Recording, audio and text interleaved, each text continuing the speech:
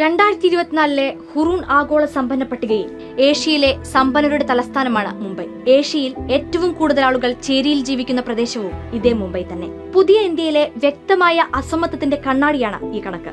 രാജ്യത്തെ 21 ശതകോടീശ്വരന്മാരുടെ കയ്യിലുള്ള സ്വത്തിനോളമേ വരൂ രാജ്യത്തെ സാധാരണക്കാരായ 70 കോടിയിലേറെ ജനങ്ങളുടെ ആകെ സ്വത്ത്. 2022 ഇന്ത്യയുടെ ദേശീയ വരുമാനത്തിന്റെ 22% പങ്കും 1% വരുന്ന അതിസമ്പന്നരുടേതാണ്. രാജ്യത്തിന്റെ വരുമാനത്തിൽ സമൂഹത്തിന്റെ അടിത്തട്ടിലെ 50% ജനങ്ങളുടെ പങ്കാളിത്തം വെറും 15%. പട്ടിണി കുറവുള്ള രാജ്യങ്ങളുടെ പട്ടികയിൽ നാം 111 സ്ഥാനത്താണ്.